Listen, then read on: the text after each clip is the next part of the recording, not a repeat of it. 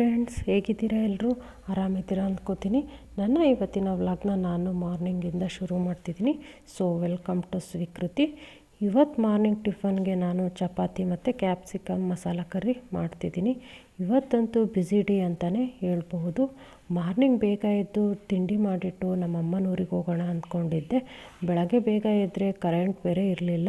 Tiffin ಮಾಡೋಕ್ಕೆ start ಮಾಡಿದ್ದೆ, late ಆಗೋಯಿತು. ಹಾಗಾಗಿ ವೀಡಿಯೋನ ಸರಿಯಾಗಿ ಮಾಡೋಕ್ಕೆ ಆಗಲಿಲ್ಲ. ನಾನಿಲ್ಲಿ ಚಪಾತಿ ಹಿಟ್ಟನ್ನು ಕಲಸಿಟ್ಟು ಕ್ಯಾಪ್ಸಿಕಮ್ ಕರಿ ಮಾಡೋದಕ್ಕೆ ಶುರು ಮಾಡಿಕೊಂಡೆ. ನಾನಿಲ್ಲಿ 2 ಕ್ಯಾಪ್ಸಿಕಮ್, 1 ಈರುಳ್ಳಿ ತೊಗೊಂಡು ಸ್ವಲ್ಪ ದಪ್ಪನಾಗಿ ಕಟ್ ಮಾಡಿಕೊಂಡೆ. ಸ್ವಲ್ಪ ಎಣ್ಣೆ ಹಾಕಿ ಫ್ರೈ ಮಾಡಿಕೊಂಡು ಕ್ಯಾಪ್ಸಿಕಮ್ನ ಸ್ವಲ್ಪ ಕ್ರಂಚಿಯಾಗಿ ಬೇಕಂದರೆ ಒಂದು 5 ನಿಮಿಷ ಫ್ರೈ ಮಾಡಿದ್ರೆ ಸಾಕು. ಇಲ್ಲ ಚೆನ್ನಾಗಿ ಬೆಂದಿರಬೇಕು ಅಂದರೆ ಒಂದು 10 ಮಿನಿಟಷ್ಟು ಫ್ರೈ ಮಾಡಬೇಕು. ಈರುಳ್ಳಿ ಎಲ್ಲ ಅಂಟ್ಕೊಂಡಿರುತ್ತಲ್ಲ, ಹಾಗಾಗಿ ಒಂದೊಂದೇ ಎಳೆನ ತೆಗೆದು ಫ್ರೈ ಮಾಡೋದಕ್ಕೆ ಹಾಕ್ಕೊಂಡೆ.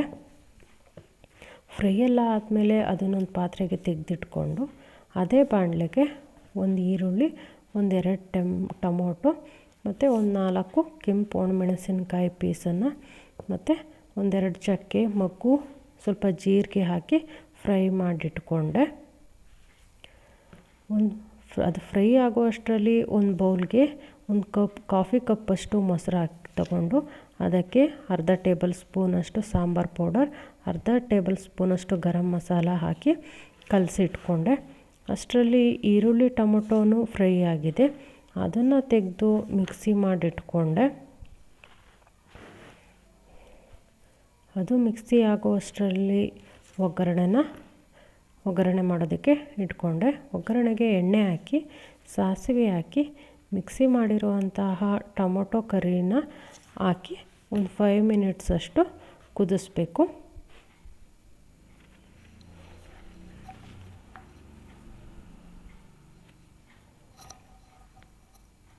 ಆ ಟೊಮೊಟೊ ಕರಿ ಕುದಿಯೋ ಅಷ್ಟರಲ್ಲಿ ಶುಂಠಿ ಪೇಸ್ಟನ್ನು ಹಾಕಿದೆ. ಹಸಿ ವಾಸನೆ ಹೋಗೋ ತನಕ ಶುಂಠಿ ಪೇಸ್ಟನ್ನು ಒಂದು 5 ನಿಮಿಷ ಫ್ರೈ ಮಾಡಿಟ್ಕೋಬೇಕು. ಶುಂಠಿ ಪೇಸ್ಟೆಲ್ಲ ಚೆನ್ನಾಗಿ ಫ್ರೈ ಆದಮೇಲೆ ಕಲಸಿಟ್ಟಿದ್ದಂತಹ ಮೊಸರನ್ನು ಹಾಕಿದ್ದೀನಿ. ಮೊಸರನ್ನು ಹಾಕಿ ಒಂದು 5-10 ನಿಮಿಷ ಕುದಿಸ್ಬೇಕು.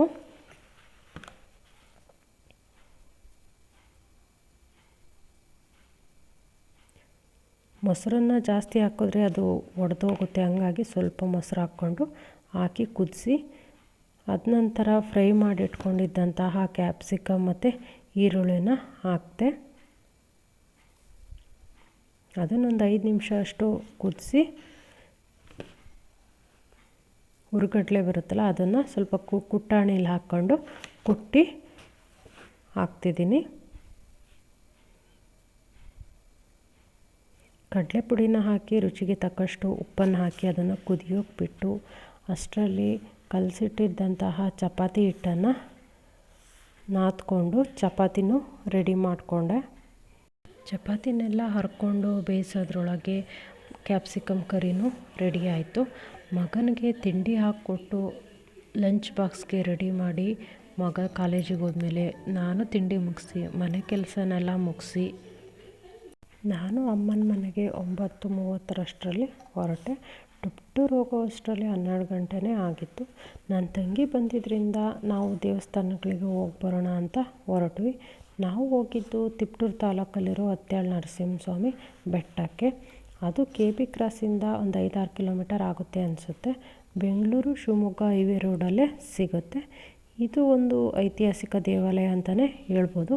ಇಲ್ಲಿನ ವಿಶೇಷತೆ ಏನಂದರೆ ಉಗ್ರ ನರಸಿಂಹಸ್ವಾಮಿಯು ಬಂದು ಇಲ್ಲಿ ಕೂತು ಎದ್ದು ಹೋಗಿದ್ದಾರೆ ಅನ್ನೋ ನಂಬಿಕೆ ಇದೆ. ನಾವು ಚಿಕ್ಕವರಿಂದಲೂ ಈ ದೇವಸ್ಥಾನಕ್ಕೆ ಬರ್ತಿದ್ದು. ನಮ್ಮ ಅಜ್ಜಿ ಅವರೆಲ್ಲ ಕರ್ಕೊಂಡು ಬರೋರು. ಮನೇಲಿ ಏನಾದರೂ ಶುಭ ಕಾರ್ಯಗಳಾದಾಗ ಬಂದು ಮಂಗಳಾರತಿ ಮಾಡಿಸ್ಕೊಂಡು ಹೋಗ್ತಿದ್ದು. ಫಸ್ಟೆಲ್ಲ ಹಳೆ ಕಾಲದ ದೇವಸ್ಥಾನ ಇತ್ತು. ಈಗ ಒಂದು 5 ವರ್ಷದ ಹಿಂದೆ ಹೊಸ್ದಾಗಿ ಎಲ್ಲ ಮಾಡಿದ್ದಾರೆ. ನಾನು ಹೊಸ್ದಾಗಿ ಆದಮೇಲೆ ಬಂದಿರಲಿಲ್ಲ, ಇವತ್ತೇ ಬಂದಿರೋದು. ದೇವರ ದರ್ಶನ ಮಾಡಿ ತುಂಬಾ ಖುಷಿ ಆಯಿತು, ಸಮಾಧಾನವೂ ಆಯಿತು. ತುಮಕೂರು ಜಿಲ್ಲೆಯಲ್ಲಿರೋ ಪ್ರಸಿದ್ಧ ದೇವಸ್ಥಾನಗಳಲ್ಲಿ ಇದು ಒಂದು ಅಂತ ಹೇಳ್ಬೋದು. ತುಂಬ ದೊಡ್ಡ ದೇವಸ್ಥಾನನೇ ಇದು. ಮೊದಲೆಲ್ಲ ವೆಹಿಕಲ್ ಬರೋ ಥರನೇ ಇರಲಿಲ್ಲ, ಮೆಟ್ಲುಗಳಿದ್ದು ಹತ್ಕೊಂಡೇ ಬರಬೇಕಿತ್ತು. ಬೆಳಗ್ಗೆ ಟೈಮೇ ಬರಬೇಕಿತ್ತು, ಬಿಸಿಲು ಹತ್ತೋದ್ರೊಳಗೆ ಬೆಟ್ಟದ ಮೇಲ್ಗಡೆ ಹೋಗ್ಬಿಡೋಣ ಅಂತ ಬರ್ತಿದ್ವಿ. ಇವಾಗಂತೂ ವೆಹಿಕಲ್ಗಳೆಲ್ಲ ಮೇಲೇ ಬರ್ತವೆ. ಸೊ ಅಷ್ಟೊಂದು ಕಷ್ಟಪಟ್ಕೊಂಡು ಬರುವಂಥ ಅವಶ್ಯಕತೆ ಏನಿಲ್ಲ ಅನಿಸುತ್ತೆ.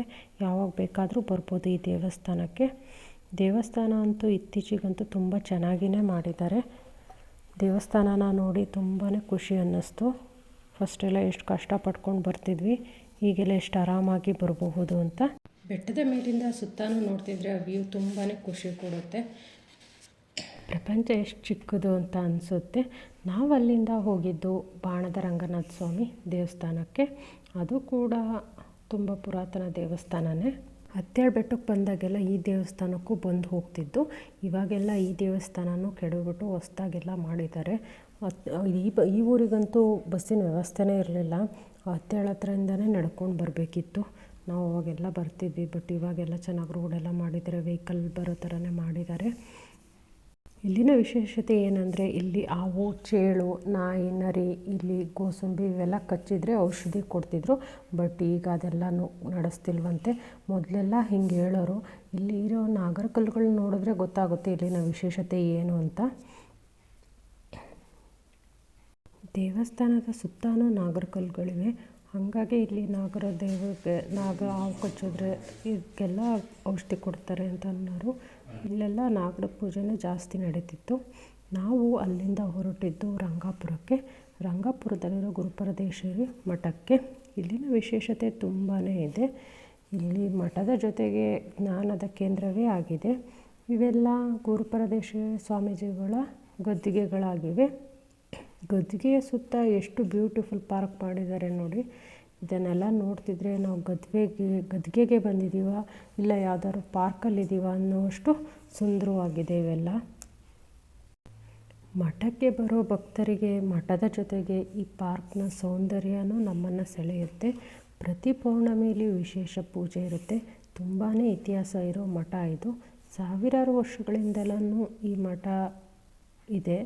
ತಿಪಟೂರು ತಾಲೂಕಲ್ಲಿ ಇಲ್ಲಿರೋ ಎಲ್ಲ ಹಳ್ಳಿಗಳ ಜನರಿಗೆ ಈ ಮಠದ ಮೇಲೆ ಭಯ ಭಕ್ತಿ ಇದೆ ಅಂತಲೇ ಹೇಳ್ಬೋದು. ಪ್ರತಿ ವರ್ಷವೂ ಜಾತ್ರೆ ನಡೆಯುತ್ತೆ ಇಲ್ಲಿ.